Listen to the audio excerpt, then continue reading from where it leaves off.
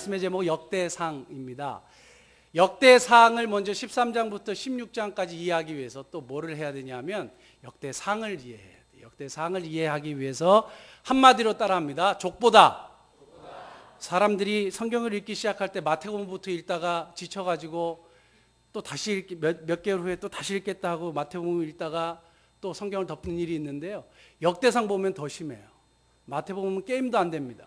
1장부터 여러분들 읽으셨겠지만 계속 사람 이야기예요. 그 족보 이야기예요.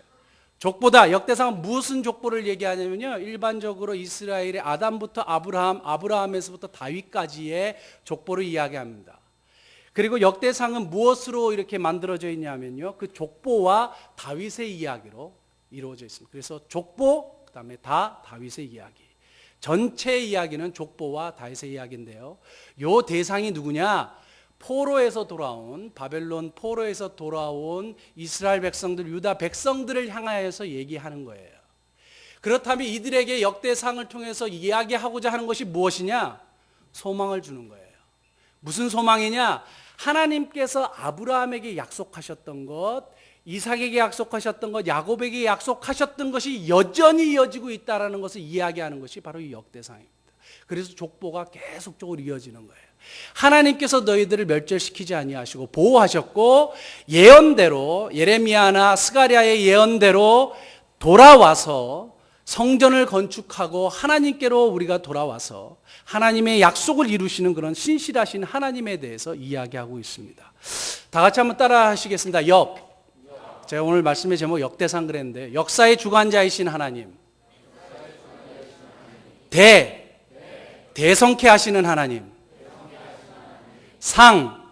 상관하시는 하나님. 역대상은요, 이렇게 세 종류의 하나님의 모습이 이렇게 드러나고 있습니다.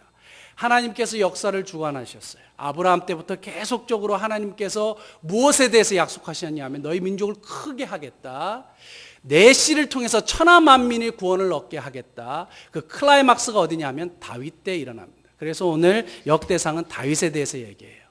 그런데 이 다윗에 대해서 얘기하면서 무엇을 얘기하는지 아세요? 절대 다윗이 잘못한 것 얘기하지 않아요. 그냥 21장에 인구조사 잘못한 거 하나만 탁 언급하고요, 오늘 읽었던 14장에 다윗이 또 아내를 취해서 자녀를 몇을 낳았다 하고 그냥 별로 그렇게 크게 취급하지 않고 넘어가요. 역대상 전체는요, 장점을 계속적으로 부각시킵니다. 다윗이 참 위대한 왕이었다, 하나님께서 신실하게 그 약속을 이루실 만한 그런 왕이었다라고 계속적으로 이야기하면서 장점을 부각시켜요. 왜요? 그들이 포로에서 돌아와서 소망이 필요했거든요. 그들은 지금 많이 지쳐 있거든요. 그리고 하나님의 약속에 대해서 의심하고 있었거든요. 그러니까 역대상의 저자는 이렇게 얘기합니다. 다윗이 참 잘하고 위대한 것들만 계속적으로 부각시켜요. 지난번에 우리가 젓가락장 뚝 부러지는 이야기, 다윗이 잘못한 이야기들이 계속적으로 있는 성경이 있어요. 그러나 오늘 역대상은요, 다윗이 잘못한 것을 얘기하지 않아요. 장점을 부각시키는 거예요. 왜냐하면 포로에서 돌아온 자들에게 소망이 필요했기 때문에 그래요. 여기서 우리가 현실적으로 한번 적용해 보기 원합니다. 교회 안에서 힘들고 지치고 그리고 좀 잘못하는 사람들이 있어요.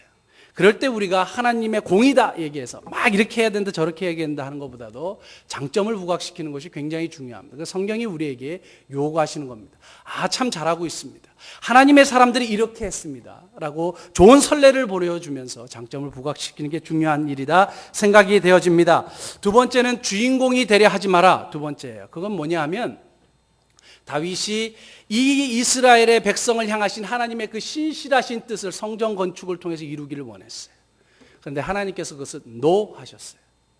그런데 다윗은 억지로 주인공이 되려고 하지 않았어요. 역대상에서 그 말씀을 듣고 그냥 순종하고 준비하는 작업만 했어요.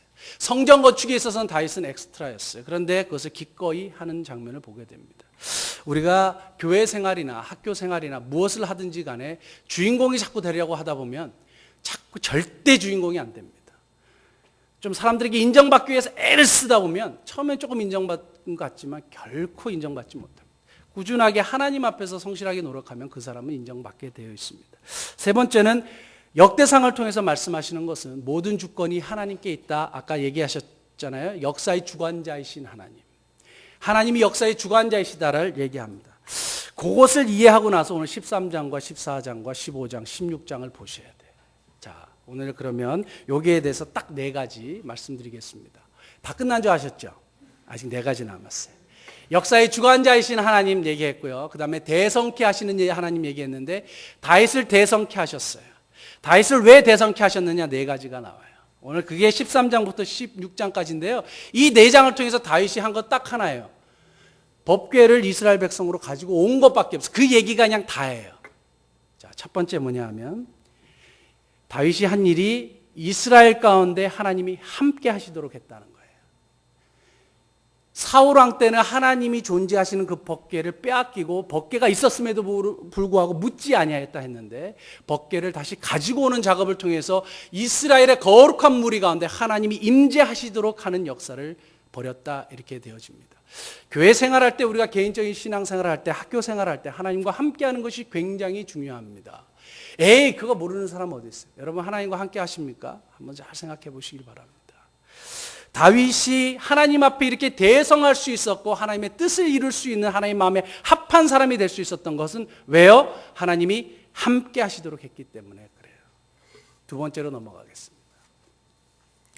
두 번째는요. 우리 14장에 보면요. 어떤 일이 나오냐 하면요. 다윗이 자기를 대성케 하시는 장면을 보고 하나님이 자기를 왕으로 삼으셨다는 걸 깨달았어요. 2절에 보면 그러고 나서 다윗이 절제하지 못해서 잠깐 실수하는 장면이 나오고 그 다음에 다윗이 이제 블레셋과 싸우는 장면에서 하나님과 교제하는 장면이 나와요. 다윗의 절제하지 못한 다윗이 또 아내를 취한 것은 잘못한 거예요. 축접한 것은 잘못한 건데 오늘 성경의 저자는 다윗이 잘못한 것보다 뭐를 더 강조했냐 하면요. 다윗이 하나님과 교제하면서 전쟁에 승리한 이야기를 크게 부각시킵니다. 다시 말씀드려서 다윗이 대성할 수 있었던 것은 하나님과의 교제였어요. 그가 절제하지 못하고 그가 범죄할 수 있었지만 그런 연약한 존재였지만 하나님은 그의 그 연약함을 책망하시고 징벌하시는 하나님이 오늘 본문에 나타나지 아니하고 다윗이 하나님과 교제하는 것을 크게 보시는 하나님으로 보여지고 있습니다. 옛날에 어느 마을에요. 여러분들이 들으셨을 가능성이 있는데 바보 삼형제가 살았대요. 근데 그 마을 산속 동굴에 마시면 영원히 죽는 샘물이 이렇게 막 솟아난다는 소문이 막 들렸어요.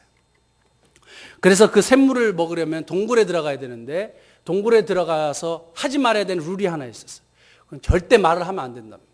절대 말을 하지 않고 그냥 샘물을 먹어야 오래 살고 영생한다고 이렇게 소문이 전해졌어요. 그래서 바보 삼형제가 씩씩하게 우리가 오랫동안 한번 살아보자 하고 탁 갔어요. 그래서 그 동굴에 탁 들어갔는데 제일 마탱이 이렇게 얘기했습니다. 여기서는 절대로 말을 하면 안 된다. 그래서 죽어버렸어.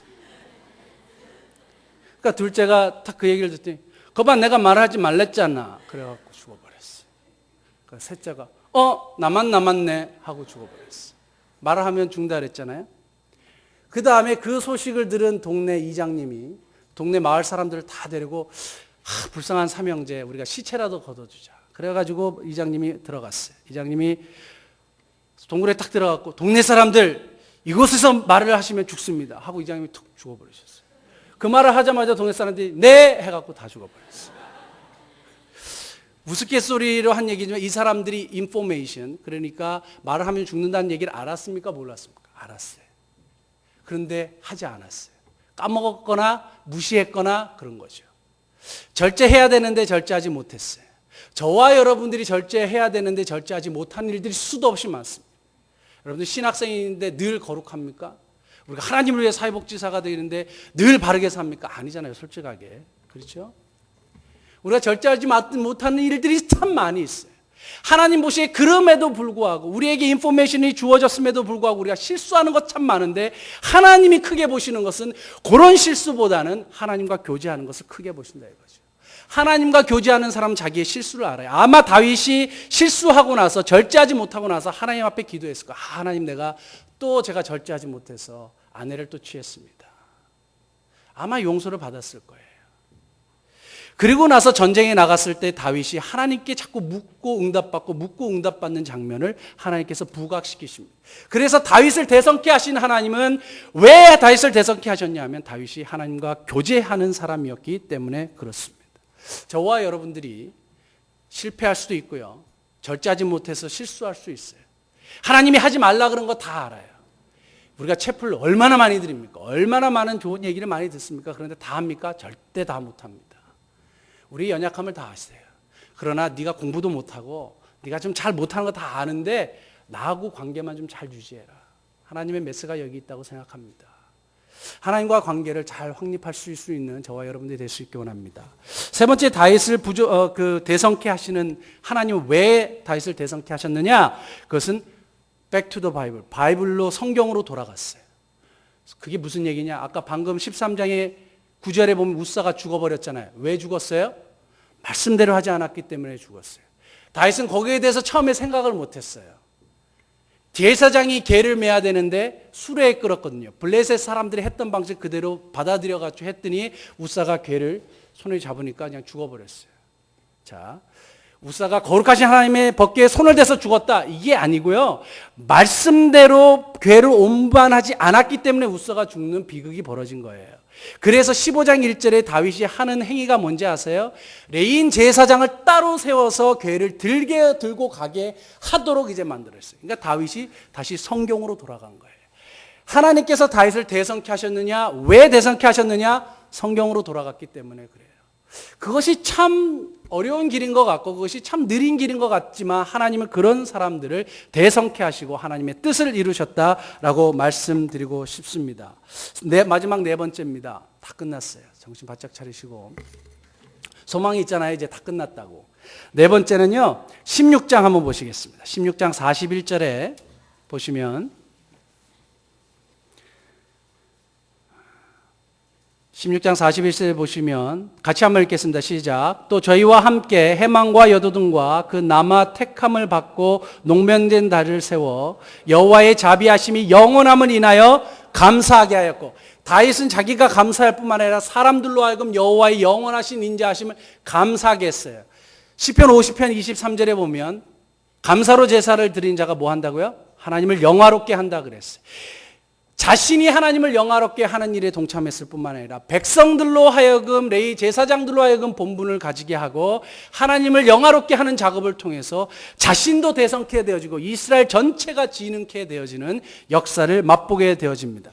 이런 사람들을 통하여서 하나님은 일하신다 말씀드릴 수 있습니다. 어떤 농부가 참 예화를 이렇게 드리기가, 말씀을 통해서 이렇게 좀 쉽게 설명하기, 예화를 드리기가 참 힘들어요. 왜냐하면 여러분 매일 채플 들으시잖아요.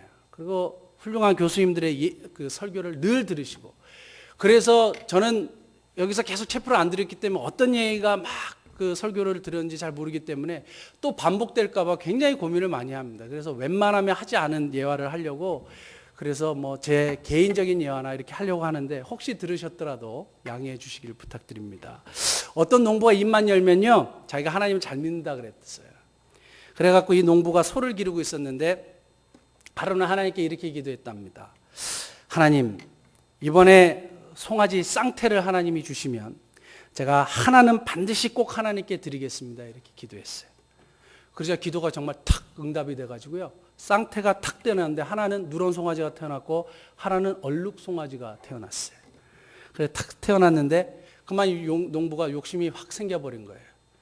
그래서 하나님께 드리겠다고 한 송아지를 차츰 안 드리고 그냥 차일피일 미루고 있었어요. 여러분도 그런 거 있으시죠? 한번 생각해 보시기 바랍니다. 그렇게 욕심이 생겨서 차일피일 미루고 있는데 갑자기 누런 송아지가 확 죽어버렸어요. 그러니까 이 농부가 한숨을 쉬면서 이렇게 말했답니다. 하필이면 하나님의 송아지가 죽다니. 누런 송아지를 하나님께 드리려고 했는데. 처음에 가졌던 마음이 자꾸 바뀌어지는 거예요. 환경에 따라서. 욕심이 생기고 처음에 감사하는 마음, 그런데 그 감사하는 마음을 실천하지 못하는 거예요. 여러분들이 이 학교에 처음에 들어와가지고 이야, 하나님 참 이 학교에서 참 감사합니다 했는데 왜 이렇게 채플이 이렇게 많아? 왜 이렇게 하라는 거 왜 이렇게 많아? 자꾸 불평하는 마음이 생길 수 있어요. 다 똑같습니다. 인간이라면 다 누구나 똑같습니다. 저도 여기 와서 열심히 목회만 할 줄 알았는데 우리 담임 목사님, 김호식 목사님이 공부해라 그래가지고 6월 1일까지 레포트를 2장 써야 되는데 35페이지짜리 2장을 써가지고 그래, 2권이나. 그래가지고 아주 죽어났습니다. 지금도 계속 열심히 하고 있는데 굉장히 힘이 드네요. 그렇다고 하나님 앞에 불평하지 않습니다. 참 하나님께 감사하고 불러주신 하나님께 감사합니다. 여러분들이 처음에 감사하려고 했던 마음, 그 마음이 하나님을 영화롭게 하신다는 사실을 기억하실 수 있기 바랍니다. 1학년 때 가졌던 마음 4학년 때까지 유지하실 수 있길 바랍니다. 그 마음이 하나님을 영화롭게 하신다는 사실을 기억하실 수 있기를 부탁드립니다.